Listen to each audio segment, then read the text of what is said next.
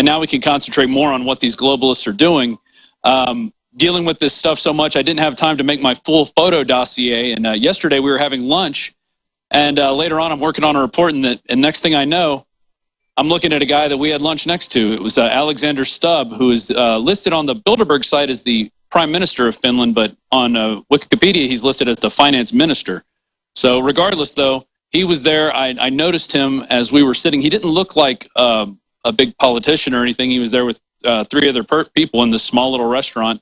But he reminded me of my brother-in-law, and I pointed him out to Josh. I said, look, that guy kind of looks like my brother-in-law.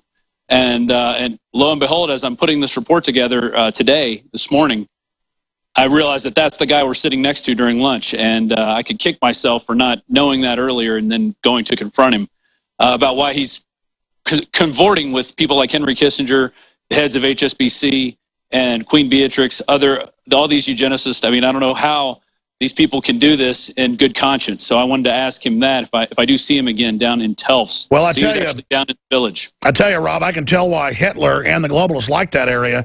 It is absolutely gorgeous. I mean, it is legendary looking with those Alps in the background. I'm sure you're just hating this assignment. No, I actually do love the people here are very nice. Everybody here is very polite. It's very clean. Everybody here is very respectful, except for the police. We had to deal with the police there in the beginning, and then you saw what happened yesterday when we went to the police station, which I think was by the way, we have the footage of them trying to snatch your camera coming up on the other side, and your interview with locals.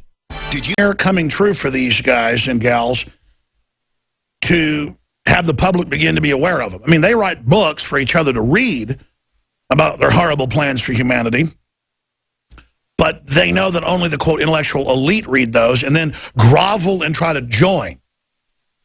See, so much of the intelligentsia of the planet just grovels and supplicates themselves before them so that, 92-year-old Henry Kissinger can toad-like wave his magic wand at them and, enter them into the sanctums of the elite as they sit atop trillions and trillions and trillions and trillions of dollars of fiat money they just make up for themselves while lecturing us all day. I want to talk to Josh Owens here in the next segment, but talking to Rob Dew again. Rob, we now have the HD footage. Obviously, it cut out, and we had to go to break whenever they were grabbing at your camera. But we do have a clip of that we're going to play in a moment. I believe we have it queued up to that part. But it does show how exercising free speech, exercising right of the press, has now forced the police to not act like, when the shoe fits, Nazis. Checkpoints, papers, all the rest of this garbage. You could not film. I'm bugging their eyes out. I'm not calling them Nazis. I'm just saying it's Nazi-esque, and you are in the home of Hitler there, and Schwarzenegger there in Austria. And again, I'm not a germaphobe. I'm a phobe of germs, but inventing words here. I'm not a Germaniaphobe. I actually think the culture's neat and nice in many ways.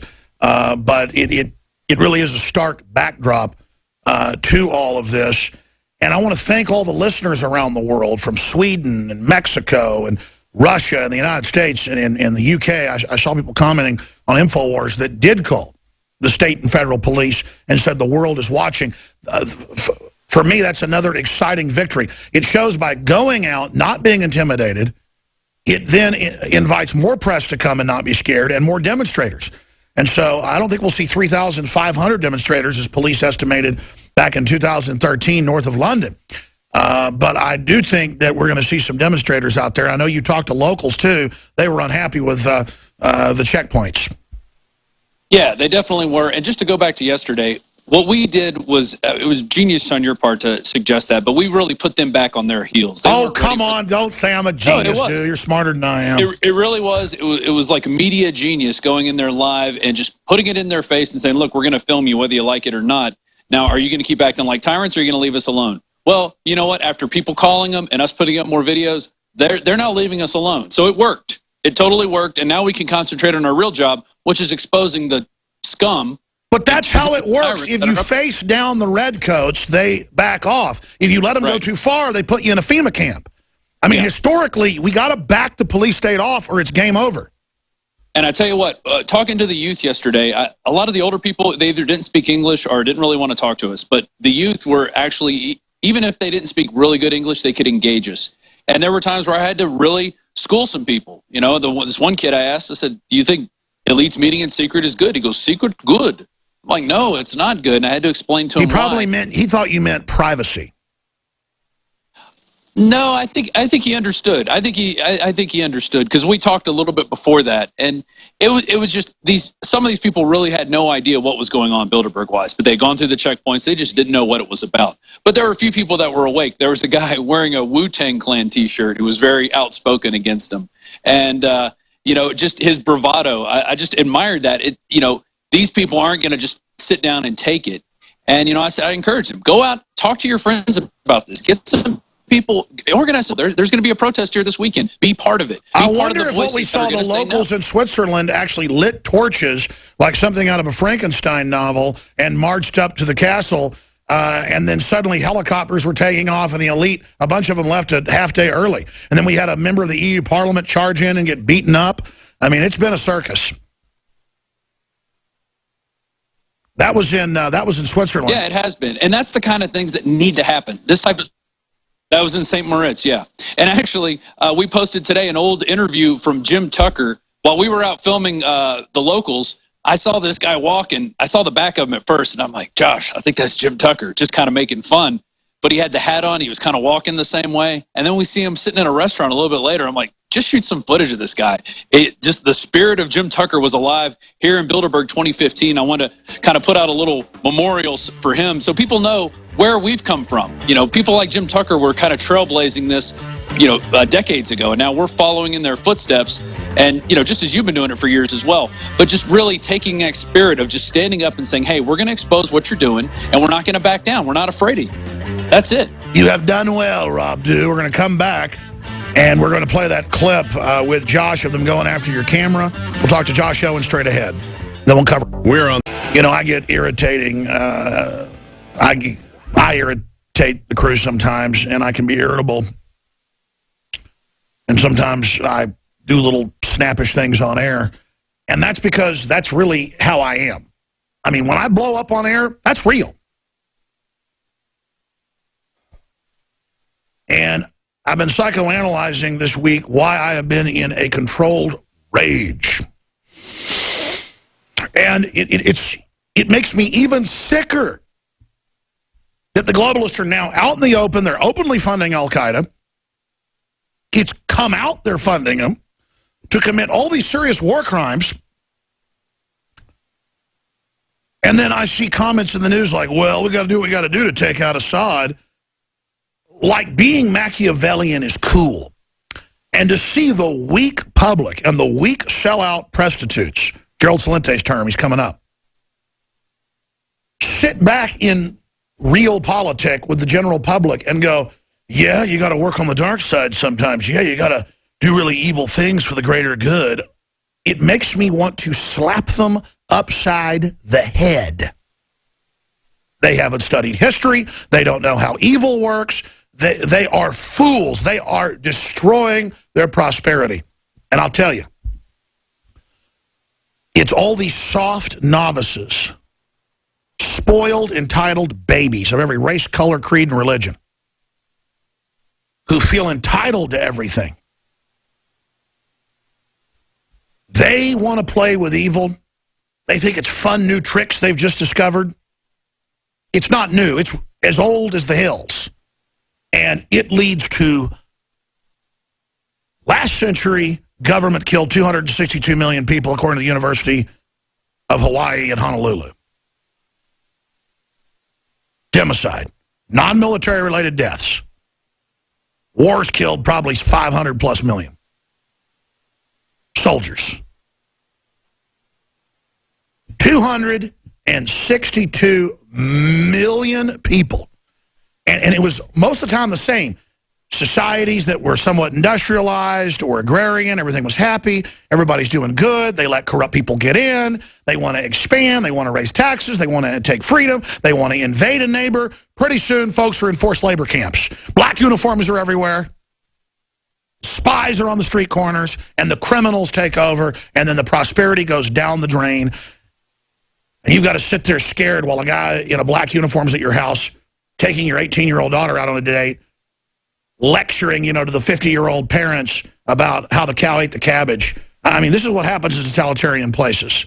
All the nobodies, all the scum, all the filth, all the trash, just running everything, having their way with us, piling on greater men, piling on greater women, robbing art, directing the culture. Excellent movie based on a best-selling nonfiction book, The Lives of Others, about the true story of a Stasi sergeant, basically, who's over teams spying on people. And watching people commit suicide and stuff, the playwrights, the artists being dominated by these fascist so-called leftists, and then demanding the starlets have sex with the, communist bureau who's over the media, and just seeing the dehumanization, the opposite of a free market, where just because you're Joe Stalin or Adolf Hitler or Mao Zedong, you get to play God. No, no, no! You will not take over! And they couldn't conquer this republic. They couldn't conquer America, even though we had our problems. We were still hardcore freedom-based, and that was spreading worldwide. So they jacked the water with super doses of hardcore chemical warfare. And they put in the baking products, the powdered eggs, on average, have 300 parts per million. I remember I'd go to summer camp sometimes at a Christian camp that had powdered eggs, and I never threw up. I had an iron stomach. I still do. And I remember they'd serve powdered eggs. I remember telling my dad the next year, I go, I've been there 2 years ago. I don't want to go back to that camp. I throw up my breakfast, the powdered eggs. My body was like, what on earth? But a few times I held them down and I remember as a kid, I remember drinking a big glass of tap water and getting a headache and feeling sick. Didn't even know to ask for bottled or filtered water. And there I was having my IQ reduced by at least 10 points. Look at the Harvard study. I mean, my dad was top of his class. He was salutatorian because he played football too and sports. He didn't have time to be valedictorian. And then they did testing in the state. 160 top smartest overall. They sent him to UT when he was a junior in high school.